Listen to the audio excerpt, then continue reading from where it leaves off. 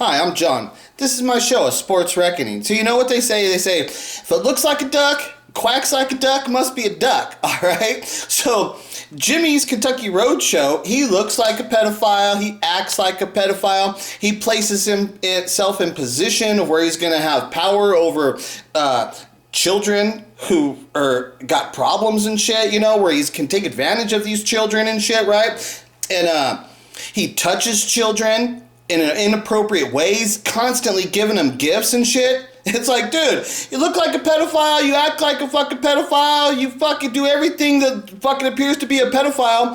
I think it's safe to say it's a fair question to ask in this fucking community. Is Jimmy's Kentucky Roadshow a fucking pedophile?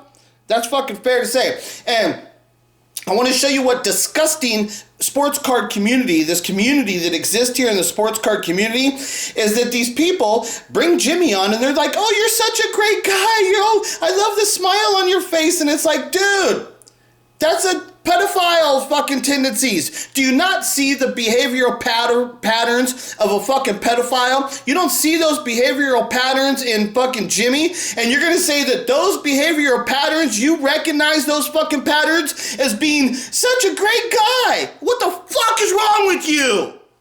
God, you fucking losers, man. Fucking losers. I worked in foster care. And when my wife and I moved in, we moved in with 9 abandoned, abused, neglected high school girls. And he worked in foster care. Now, go ask anybody who knows anything about foster care. You want to talk about like the worst place of how you can be raised as a child, where your best odds of being sexually abused by fucking these people, where does it come from? Foster care. Where's Jimmy place himself? And who is the kids that he's being a foster fucking like parent towards? These high school girls who what? Have been abused and neglected and abandoned. And he says here later, he said, man, you should hear these stories that these girls say. It's like crazy fucking shit, right? So now there's the other thing. It's like, look at, Jimmy's married, okay? But he doesn't have no children, okay? He's all about kids, right? All about kids. He's married. Where's his fucking kids? Okay, now, let's say that there's a reason. Like, let's say maybe Jimmy has a problem with his semen and he can't reproduce, or maybe his wife has a fucking problem and she can't reproduce. Well, there's other ways, like if one of the married couple can't have a child, well then you still want to be able to allow the other person to reproduce. Like, okay, let's say Jimmy's sperm's bad. Is he going to stop his wife from having children then? Okay, go to a fucking sperm bank, buy some fucking sperm, get her impregnated so that you have a child. If he's so into children, if he's so into caring about other people, well then, why wouldn't he go get his wife, allow her to go to a sperm bank if he can't produce the child? Wouldn't he still want a child from his wife so he could have a family? If he's supposed to be so into kids and shit, he cares so much about kids, then why doesn't he have his own fucking kids? If him and his wife both have fucking problems, well then that's why you go adopt kids and then you give them a good fucking life. But he doesn't do any of that shit. Because the children, he doesn't want children in his house that are his children. He wants access to children of which he can fucking abuse. And now I personally think that Jimmy's wife is also a lesbian. I think that she's a lesbian. If you look at her friends of who she hangs out with in the card shop, they all appear to be lesbians. So it's like, now, so you got them in a foster care, and who are they hanging out with? These high school girls who have been sexually abused. If these high school girls have been sexually abused once, they can be sexually abused again. That's how it works. Victims become victims again. Fucking victimizers look for victims so they can victimize them again. They place themselves in a position where they got power over these fucking people who have been victimized, sexually fucking victimized. What the fuck is going on here? And nobody's gonna stand up and ask fucking questions about what's going on? In a cottage in the Appalachian Mountains for 4 years, where we were their parents a week on, a week off, and that's an interesting story. I've had a crazy life, but man, when you hear stuff that they went through, and did you see that look at the smile on his face?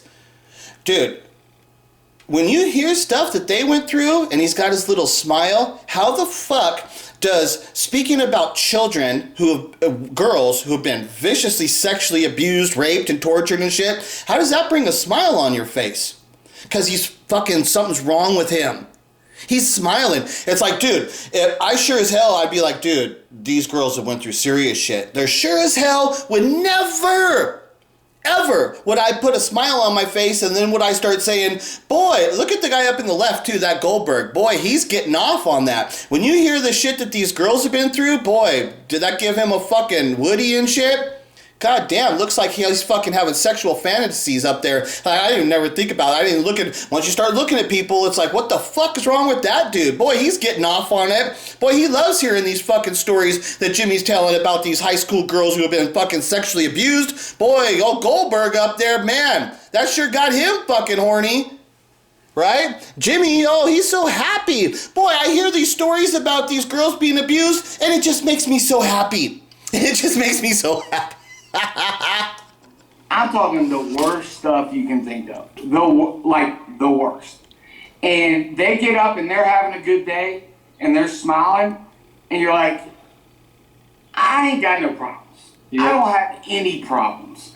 And then I went through the surgeries, I saw all that stuff, and my feet hit the floor this morning and I work in sports cards. Like, yeah, I'm smiling. Like, it's great to be here. It's funny, Jimmy. You know what's funny? There are some people out there who put that smile on, and you can tell they're doing it because they want to have that persona. They put it on because when the cameras turn on. I've seen you with cameras. I've seen you no cameras. I've seen you all this stuff. And you know where I think it comes from. And I'll start a story off. Maybe you could finish it for me, right? So two things. Number one, the hobby, it goes up and it goes down. You've been in it for a long time, so you've seen ups, downs. You might not have ever seen it up like we just had. But what's crazy about it is whether you're talking about sports cards or not, I have a feeling you'll probably agree with me. I lay my head down on my pillow at night and go to sleep with a clear conscience. I fall asleep in 2 seconds. Yes. And the way I'm able to do that is I'm not screwing anybody over ever. No. I don't have to stay awake at night looking up at the ceiling saying this person's going to be mad at me. What about if this thing comes back to haunt me? What about that deal? What about this person I screwed? So I wake up happy. Okay, so like what he's talking about, he's got a clear conscience. He can sleep because he's got a clear conscience. And what you don't understand is that people like Jimmy do not look at themselves that they're doing anything wrong to these fucking kids and shit, right? And now let me show you. Now, this is Dr. Larry Nasser. I bet if you saw Dr. Larry Nasser before he got arrested, I bet, now if I went searching for videos, I bet I could find shit. I bet if you go find him, you would see him with that same fucking dorky ass fucking smile. With that same fucking attitude, fucking personality fucking trait. I bet he had the same thing. That's why everybody always said, he's such a good doctor, oh, he's such a good person, oh, he's got so much respect. Let's go ahead and give him access to the American fucking gymnastics girls team. Let's give him access and let him fucking do his doctor fucking test on them and fucking do whatever he wants. No wonder he's fucking so happy. He's got fucking access to the United States fucking girls gymnastic team to fucking sexually abuse all the time, and everybody's calling him such a great guy and saying what a great job you do. He's fooled you. It's ridiculous. And so that's what I'm saying. This Dr. Larry Nasser, do you ever think that there's ever a period of time where he went to bed thinking that he actually hurt those fucking girls? He doesn't understand that. He doesn't understand. This is him in court. Now, watch how he starts turning around and starts talking to the girls. He doesn't understand that he hurt the girls. He wants to tell them, I love you, I would never hurt you. Now, he might be saying something a little different because he's in court, but in reality, what he's actually saying is like, I love you, I would never hurt you, I really didn't mean to hurt you, I love you. Just like Jimmy. They can't fucking control it. He doesn't go to bed thinking he ever fucking hurt anybody. He thinks he's such a good guy, just like this guy. Your words have had a significant emotional effect on myself and has shaken me to my core. I also recognize that what I am feeling pales in comparison to the pain, trauma, and emotional destruction that all of you are feeling. There are no words that can describe the depth and breadth of how sorry I am. You see how weird he is? They're weird. They can't control it. He starts turning around and talking to the girls. It's weird. This is what I'm saying.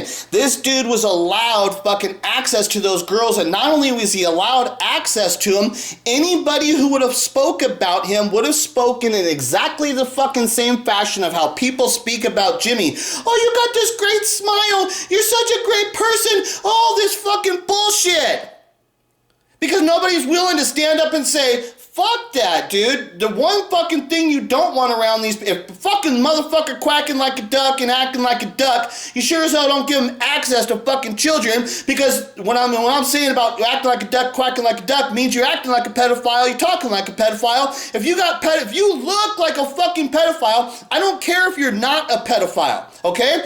If you somewhat resemble the traits of what it appears to be these guys that are these sexual pedophile fucking predators, that's it. You're not allowed to fucking ever be around children. That's it. The one place in the world that you're not allowed to be is around children. And Jimmy has all of those fucking characteristics. And where is he? Smack dab right in the middle of fucking children. Constantly. Puts himself in foster cares. He worked at a fucking, he was a principal of a high school. He fucking set up programs for camps and shit. He's a camp director.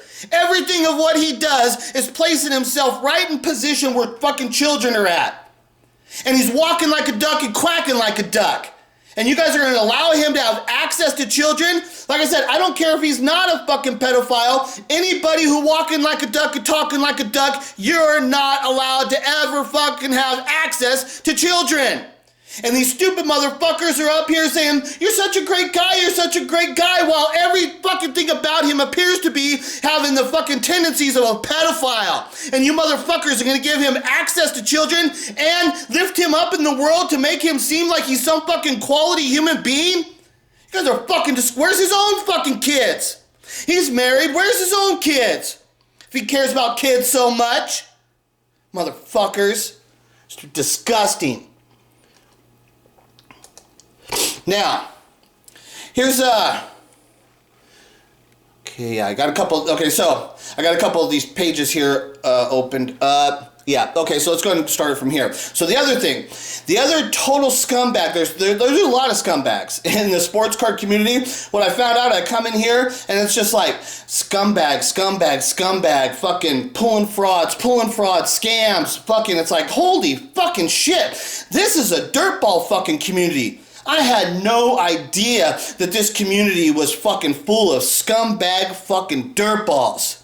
It's fucking crazy. I mean, full-on dirtball scumbag losers. Now, this is that fucking Kurosawa fucking Seven Samurai card, the Superfractor, of which Dan the Great Curator had purchased from Merle World. Now, what I'm going to show you here is that Dan clearly understood that fucking card would bring attention to him. It would bring attention in the hobby to him, of which he could use to benefit himself, to uplift his fucking appearance in his presence and stuff in this community. And once you document yourself, once you tie yourself to that card, now it's lifted up your fucking image and shit, right? So Merle had that card.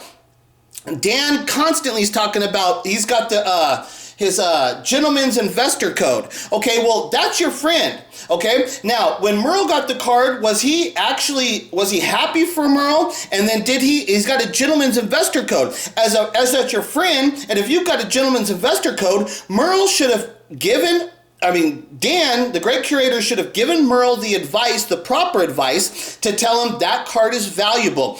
That card in your case is going to bring you a lot of attention. And when you make that sale, it's going to bring a lot of attention to your page, which will bring recognition for you, of which you can be more of an internet personality. Okay, Merle had the card.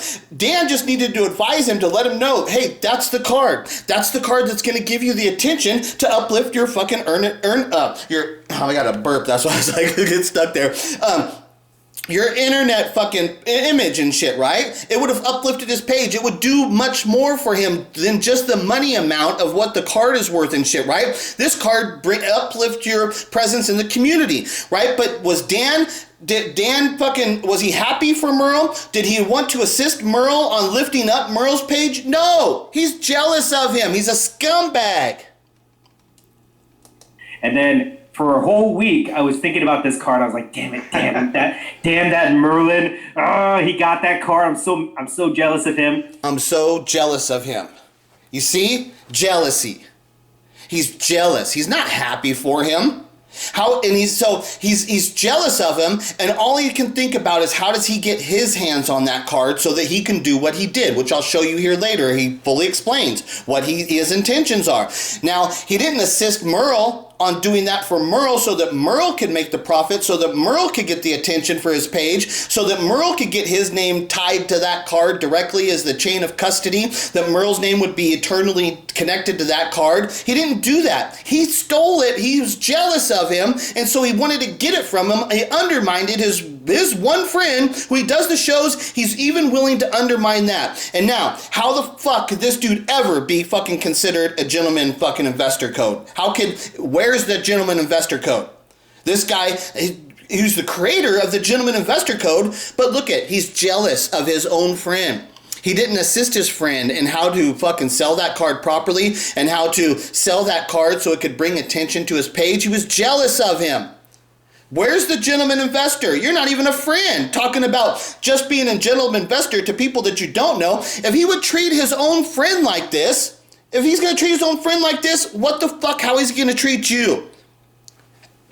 Dude, all he's looking is to take advantage of you. And then when you showed up in Dallas with this thing, I was looking at it and I was like, oh man, I don't want to pay that much for it. You know, I'm just like, I'll find a refractor, a normal refractor, and I'll be okay with it. Right. And then Dan, there were people coming up to my table. You saw them and you heard them. They were offering me prices, and I didn't know it. You know, behind the scenes, Dan was sweating through all this, and I would go to Dan for his advice. Dan, should I sell it for this X amount? And he goes, no. What did I tell you? He's stern and firm. I say no. Don't do it. So I didn't do it. And then what does he do? He comes and makes me an offer that I really can't refuse. I don't know who tenderized to. I saw it for sale, and I was like, nah, I don't want to pay that price. But then as I saw more people looking at the card itself and admiring it, and people were talking about it, I was like, okay, I guess that validated in my mind that card did have that value to it. Mm-hmm. So I had to sabotage a couple guys. I had to chase them away. And then when I got Merlin by himself and he was very vulnerable, I pounced on him, guys. See? Oh, and this is the guy who's creating the gentleman investor code? I mean, come on. He's a scumbag. He's a scumbag. If he would do that to his own friend, what the fuck do you think he would do to you? You just saw how he's undermining fucking Merle there, undermining the fucking sale so that he could get access to that fucking card because he understood of what the true value of the card was, not just the value of the card, but the value of the sale of the card that would take place in this community. Okay, Dan understood that. Merle does not understand that. He's taking advantage of him, and instead of educating Merle and showing Merle, look at this is your break. This is the card that's going to bring you all the attention. Did he help Merle? No, he undermined Merle. And then he took the card and fucking sold it, where he clearly understands what it means, that sale. Now here they are. There's the card. There's Merle. There's the Sunday League investor that I showed you how he screwed him over when he was doing that deal with Flippin' Steve. He screws everybody over. He's all in it for himself. And he has the nerve to sit up here and call himself create this gentleman's investor code? Are you fucking kidding me? He's a dirtball. Fucking scumbag. Piece of shit. And it's like, oh, well, what's his actual career in his real life? Oh, he's a lawyer. Oh, he's a piece of shit lawyer. He's a piece of shit fucking scumbag lawyer. Makes fucking perfect sense. Telling them what my thoughts are and that I don't want to give up the card. I don't want to give up the card. The card has more marketing value to me because it gets me a lot of attention within the hobby. See? The card has more marketing value to me because it gets me a lot of attention in the hobby. Okay? Gets me. This card gets me attention in the hobby. It's worth more than just the value of the sale. This card is worth more than that. Now, did he tell Merle that? Did you tell Merle that card has more value in the community than whatever just the sale, the actual monetary gain that you're going to get from the sale? That card is worth more. That's the card. That's the card that's going to build your case. That's the card that people are going to come and see you. The people that are going to come around this fucking show, they're going to come because they're going to hear that this card is in your case. If you put this card in your case, there will be people coming to your case specifically to see that fucking card, which will bring attention to you. All of that stuff. And then when you make the sale, you wait for the right opportunity, you sell it at a high fucking dollar price to a high profile fucking person. That's what we're doing here. That's the game that they're playing. But did Dan inform Merle that that's what we're doing here and teach him? Did he give him fucking any kind of quality advice? Gentleman investor? Did he do any of that? This is his friend. Did he do that? No. He undermined him and told, don't sell that. No, I want that card. I'm going to get that card. And he went and did it all on his fucking own. Merlin says, you should keep it, or at least you should negotiate. Brian says, take the money, because, he would roll over in a heartbeat if this was his card, right? So easy to negotiate with him. But for me, I'm like thinking to myself, okay, what can we do here? And then we go to Daps. Dabbs comes back, he starts putting out the money. This is a classic negotiation tactic, guys. Whenever you're negotiating with somebody, put out the money, let them see it, and then the person will be more likely to negotiate with you because they want to get that cash. Yeah, Dabbs was smart. He wanted the card and shit, and he knew how to play. He knew the game of what he was playing. The game of what he was playing is make the sale, because the value of the sale to Dabbs from the great Curator, the value of the sale being documented in the internet had a great value of it, and that's why Dan let it go. And so that's the thing too. It's like Dan didn't get the card and keep it. Like, hey, look, this video is in May. The other video was just let me see. Let me go back and show you the date. Okay, this video, March 15th. March 15th of 2022 he's got the card. This is the video, right? March. Okay. Then we're at May. March, April, May. So like 2-3 months after he's selling the card, if he's because he's like, I'm such a big Star Wars fan. I love that card. I love Samurai. I love everything about it. I want that card. Now, if he was a collector, right? And it's like, I want that card for my personal collection because that's like the card, that's like one of my holy grails. That's the one I want to keep in my collection. But did he keep it in his collection? No, he flipped it within 2 months. Less than 3 months, he's flipping the card. So he didn't buy the card because he's a fan. Right there, that invalidates that. That invalidates any fucking part of the story that Dan purchased that card specifically because he was such a fucking fan and such an admirer of that card that he wanted it in his personal possession. He only had it for fucking a short period of time and he flipped it. And who does he flip it to? A high profile fucking internet personality for a good profit so he can gain all of this attention. And he's got the nerve to sit up here and call himself a gentleman investor when he's just a fucking snake oil salesman trying to bend you over and fuck you in the ass and take advantage of you because that's the dirtball fucking snake who he fucking really is. Fuck him. He's a fraud. Jimmy's Kentucky Roadshow, fucking pedophile, quacking like a duck, fucking motherfucker, walking like a duck, piece of shit, pedophile motherfucker, right here in the community. Nobody's calling him out.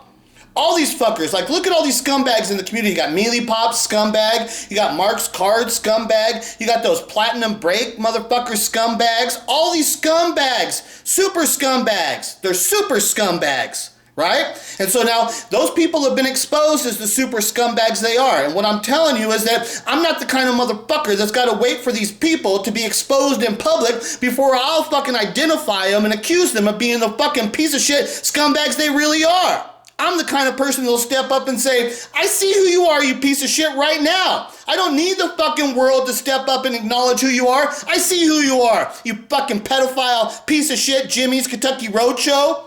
You fucking undermining your own friends, you bullshit gentleman investor code, Dan the Great Curator, only looking to fucking bend your best friends over and fuck him in the ass, piece of shit loser.